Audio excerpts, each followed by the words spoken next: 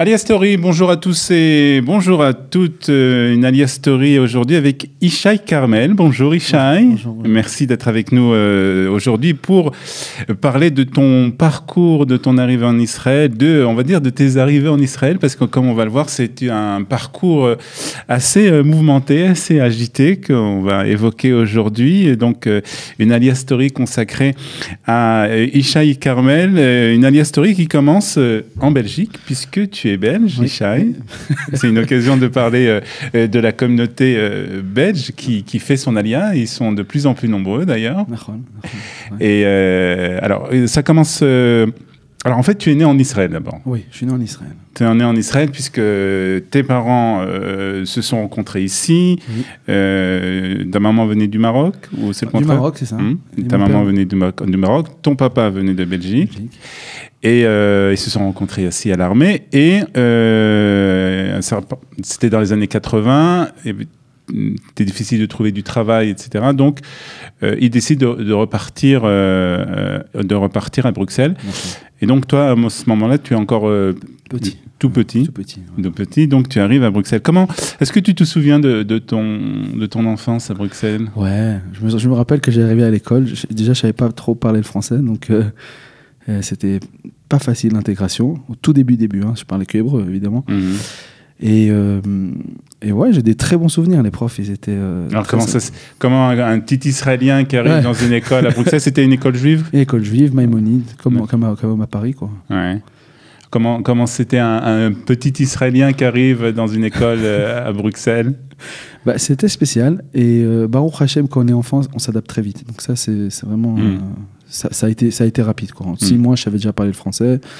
Et j'étais un des premiers de la classe. Ouais. Alors, comment tu pourrais caractériser, qualifier la communauté juive de Bruxelles, si tu devais l'expliquer un peu? C'est un peu ambigu. Bon, la majorité, ce sont des Ashkénazes, voilà, qui viennent de Pologne, de Russie, de tous ces pays-là. Il y a une petite communauté de séfarades. Et en fait, en Belgique, ce qui est particulier, c'est que les gens ne sont pas forcément religieux, mais ils sont très, très attachés à Israël. Voilà. Très sionistes. Très sionistes, et c'est sincère. C'est-à-dire ils sont toujours là pour aider, pour soutenir, que ce soit l'armée, que ce soit Magen David, etc. Ouais. J'en passe, parce que vraiment, c'est des grands philanthropes. Ils adorent Israël, les Belges, les Juifs de Belgique. Et voilà. Alors, une communauté très attachée, très sioniste, et donc, toi, tu es un peu baigné dans cette ambiance de sionisme. Tu es baigné aussi par la famille, puisque tes parents sont israéliens. On parle l'hébreu, je suppose, à la maison. Continue de parler. Non, là, ils parlent le français. L'hébreu, en fait, c'était au Gan, en Israël. Donc, je parlais, mais les parents, entre eux, comme c'est des francophones, ils parlaient français. C'est naturel pour eux. L'hébreu, c'était pas vraiment leur langue maternelle. Mais tu es baigné quand même dans cette ambiance de sionisme, cette ambiance d'Israël. Tu vas dans des mouvements de jeunesse? Oui, dans des mouvements de jeunesse. Je vais aux éclaireurs israélites de Belgique. J'étais un petit peu au Bnei Akiva. Un autre mouvement qui s'appelle la jeunesse juive laïque. Ouais. Donc, voilà. Donc, tout tourne autour d'Eretz et Israël. C'est étrange, mais c'est comme ça. Et c'est pas forcément... attaché à la religion, donc c'est vraiment extraordinaire. Alors à 16 ans, tu décides de partir en Israël. Voilà. Première alia, on va te dire. Enfin, un retour en Israël, puisque tu es né ici. Qu'est-ce qui t'a fait prendre cette décision? Alors, ce qui m'a fait prendre cette décision, c'est déjà, comme on l'a dit, on est baigné là-dedans, donc on a cette envie, on aspire à ça. Tous, hein. Dans ma classe, je me rappelle même des noms des élèves. On parlait de ça, on aspire tous à faire l'Alia. Il y en a qui l'ont fait, il y en a qui ne l'ont pas fait, mais on va dire que beaucoup d'entre nous l'avont fait.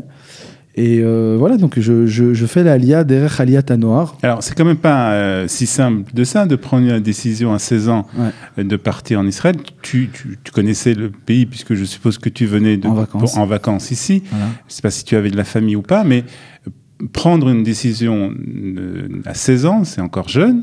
On est à peine en seconde. Il faut quand même beaucoup de courage. Il faut beaucoup de courage, mais étrangement, quand on est jeune, c'est plus facile parce qu'on n'a pas tous ces a priori, tous ces préjugés. On n'a pas tous ces barrages quand on est jeune. Et comme dit Rabbi Nachman, bon, je vais mettre ma petite parenthèse Breslev, hein, c'est que c'est plus facile d'expliquer à un jeune qu'une personne âgée, parce que la personne âgée, elle est coincée à peu près, on va dire, dans toute la mentale. Ouais. Et quand on est jeune, on accepte tout, on est éveillé, c'est intriguant, c'est intéressant. Donc voilà. Donc tu décides donc de venir en Israël. Alors, il faut trouver un endroit pour faire ton alia et tu te diriges vers le lycée français, de Jérusalem, la Chavat Hatzoni, donc dans le cadre de l'Aliyat HaNoar. Ouais. Merci vraiment, ça c'était génial. Ouais. Je remercie Hachem pour ça parce que ça m'a permis de continuer mes études en français.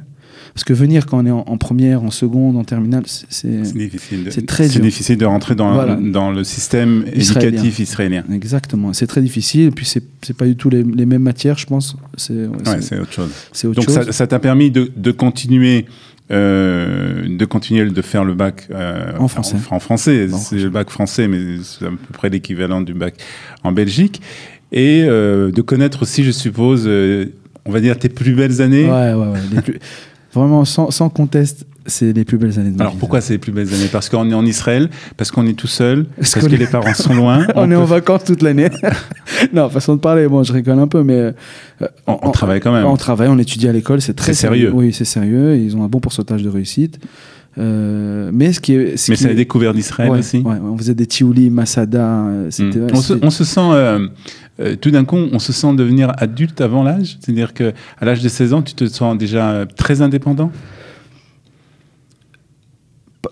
Non, on est bien encadré. On ne se sent pas forcément indépendant. Ça, c'est après, c'est à l'armée, ça. Pas... Donc, ta période au lycée français, donc Chavat Hatzoni, en plus, c'est un endroit magnifique en plein cœur de Jérusalem. Tu décroches le bac? No comment. Ah d'accord, ok. Donc on passe sur cette étape tu décides donc comme tout Israélien, puisque tu es Israélien, tu as ta Théodat Zéhout, ta carte d'identité israélienne, et donc tu dois faire l'armée. Alors, bon, j'ai dit no comment pour le bac, mais en fait je dois faire l'armée. Et c'est même pas une question de volonté, c'est parce qu'étant donné qu'on est israélien, on est obligé. T'es obligé, voilà. T'es appelé. Voilà, on est appelé et en fait ce que je voulais faire, étant donné que j'avais raté mon bac, c'est de repousser à 1 an. Mais ici, ils n'ont rien voulu savoir. Rien voulu savoir, la Ktinat Miyun, enfin je sais pas comment ça s'appelle, la Ktinat, la haut draguée, elle m'a dit, la haut gradée, pardon. Ouais. Elle m'a dit... rien à faire, parce qu'elle comprend un autre système avec des points. Tu repasseras après l'armée, machin, truc. Et elle n'a rien compris. Je lui ai dit, non, mais si tu rates le bac, madame, tu rentres à l'armée. Donc, j'ai été obligé de rentrer à l'armée. C'était ça où j'étais déserteur. Donc, déserteur, on n'a pas envie. Donc, tu as décidé de rentrer à l'armée. Dans quel cas tu fais l'armée ? C'est-à-dire qu'est-ce que tu fais à l'armée? Tankiste. Ouais, on m'a mis tankiste. Avec les élèves du lycée français, vous êtes un petit groupe, vous restez quand même ensemble? On reste ensemble, on se voit quand on est en roofshot, mais chacun il va dans des unités spéciales. Voilà, quand on est en vacances, on se voit, mais chacun il va dans son unité. Donc c'est une période où là tu as, on va dire, découvert un autre aspect de la société israélienne? Un sacré aspect de la société israélienne. C'est des gens stricts, hein, ils rigolent pas les Israéliens. Il faut faire ce qu'il faut faire et il n'y a pas de... À la française, comme ça, francophone, il y a beaucoup de miséricorde comme ça, inutile, des politesses qui... Et là, c'est pas il n'y a rien du tout. Tu fais ton service, tu vas, tu rentres, tu sors, machin.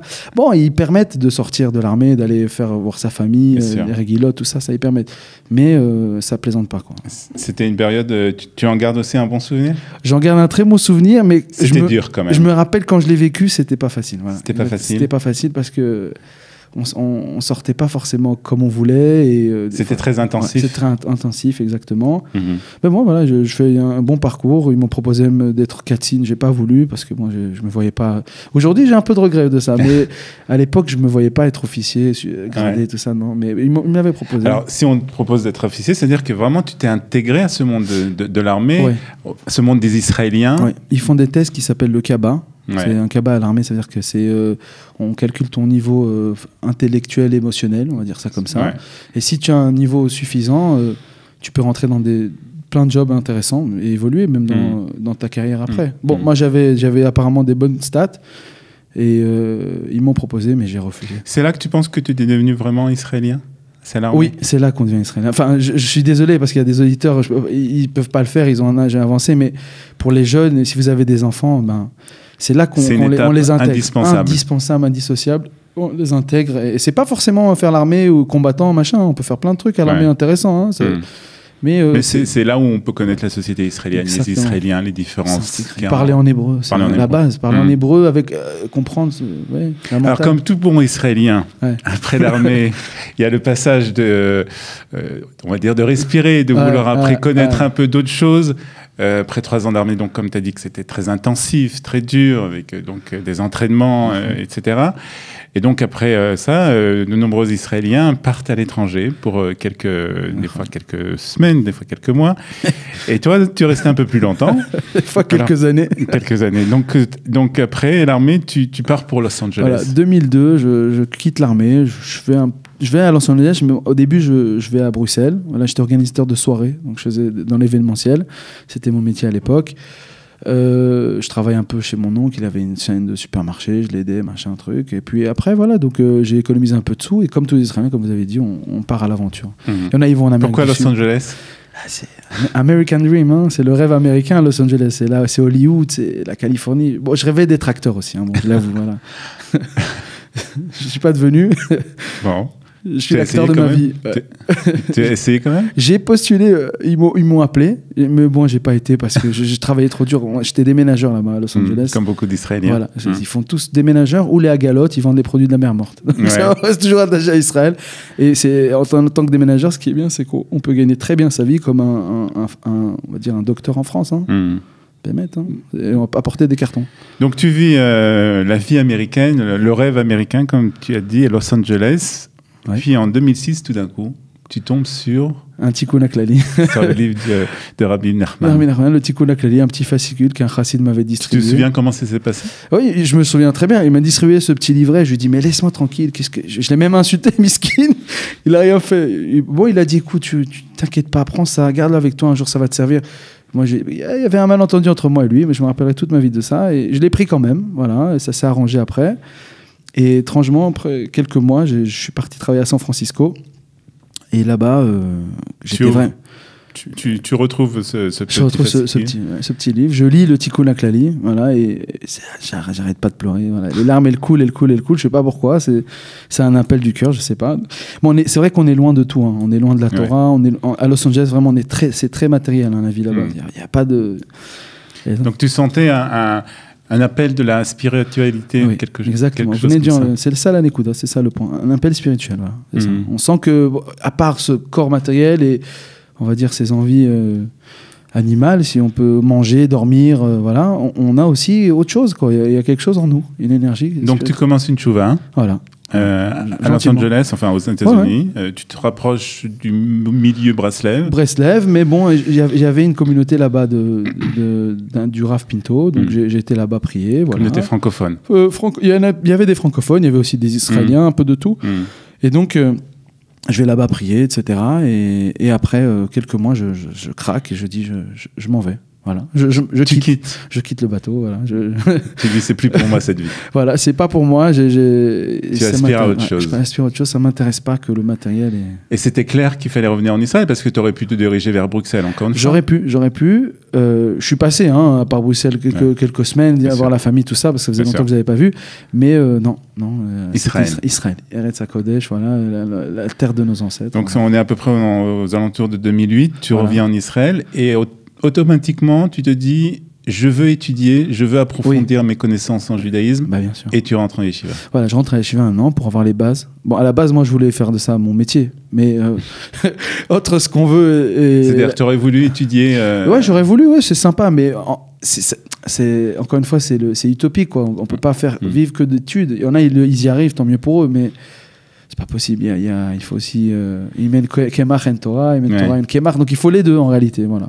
Donc Yeshiva, tu rencontres ta femme aussi à ce moment-là, un peu plus tard. Tu te maries. Je me marie et voilà, une belle famille, 4 enfants au Hachem. Alors aujourd'hui, tu habites à Roma, à Jérusalem. Le quartier général des Français, je l'ai déjà dit tout à l'heure. Quartier général des Français. Tu as, on va parler un peu de ton parcours, on va dire, parce que comme tu as dit, tu aurais voulu étudier dans une yeshiva, étudier la Torah toute la journée, mais c'est pas toujours possible. Donc, il faut trouver un travail. Comme tout le monde, hein, je crois que tout le monde Enfin, au début, je crois que beaucoup de gens ont passé ce que j'ai passé. Hein. Ils veulent la Torah, l'étude, et puis après, ils se rendent compte qu'il faut payer son loyer, et puis il faut manger. Voilà, donc, Donc comment on se débrouille en Israël? Alors comment on se débrouille? Tout le monde le sait. La première adresse, c'est les call centers. Voilà, tout le monde fait ça. Il y a plusieurs, il y en a plein. Je vais pas les énumérer tous, mais voilà, je suis passé par plein d'étapes. Voilà. Donc, call center. Et puis après, ce sera l'occasion de parler dans une autre émission. Tu ouvres une épicerie à Jérusalem. C'est le nom d'ailleurs du magasin, ouais. L'épicerie à Talpiot. Voilà, c'est ça. Et donc là, c'est une nouvelle aventure qui commence aussi? Apparemment, oui. Ça fait déjà 1 an bientôt. Et vraiment, merci Hachem, c'est une belle aventure qui commence. On parlera dans une autre émission de cette épicerie. On rentrera plus en détail. Avant de terminer, je voudrais savoir, Yishai, si tu avais un message à délivrer justement à ces nouveaux émigrants, ces gens qui nous écoutent, peut-être qui sont en France, qui veulent faire leur aliyah. Okay, avec ton expérience, justement, on a vu que tu es venu une fois, tu es reparti, enfin, un parcours assez agité quand même. Non, la première chose, déjà, il faut accepter son sort. Ça veut dire que même si vous revenez et vous repartez, c'est pas grave. C'est-à-dire que ça fait partie du parcours peut-être. C'est un processus. Pour aimer, des fois, quand on aime une personne, on se sépare d'elle et on se rend compte de l'amour qu'on a réellement pour elle. Se séparer pour mieux se retrouver. Voilà, exactement. C'est comme le zivouk entre un homme et une femme, etc. On se sépare un moment et puis après on se retrouve séparés. Avec Eretz HaKodesh, ça peut être un parallèle, on va dire. Et donc, je dis aux gens de ne pas désespérer. Eretz Israël, c'est à leur portée. Si vous avez des enfants, encouragez-les à faire l'aliyah. N'ayez pas peur, on est bien en Israël. Vraiment, il y a des structures, léat, il y a des choses qui s'ouvrent comme ce studio-là. Comme Kalita. Voilà. Et là, au plus on viendra, en plus il y aura une demande, en plus il y aura même des produits français. Bien on va pouvoir élever le niveau un peu en Israël. Parce que on a toute une culture des Rénois quand même. Mm-hmm. Voilà, donc ne désespérez pas, envoyez les enfants. Si vous ne pouvez pas envoyer les enfants, eux, ils pourront, les études, ils pourront s'adapter. Bon, ce sera, il faudra payer un peu tout ça, mais c'est pas facile. C'est pas facile, mais même en France, on paye aussi des choses. C'est vrai qu'il y a des aides sociales, mais ici un peu moins. Mais ils vont s'y retrouver. Ils seront bien contents de le faire une fois que ce sera fait. Voilà. Merci beaucoup, Yishai, pour nous avoir raconté ce parcours très, très intéressant, en tout cas, donc de Bruxelles, en passant par Jérusalem, puis Los Angeles, pour revenir à Jérusalem, donc, où tu vis maintenant avec ta famille. Merci beaucoup. Merci à vous. Merci vraiment de m'avoir invité parce que je trouve que c'est très sympa. J'ai vu d'autres émissions. C'est vraiment bien ce que vous faites. Merci beaucoup. Voilà, à bientôt. Bye bye.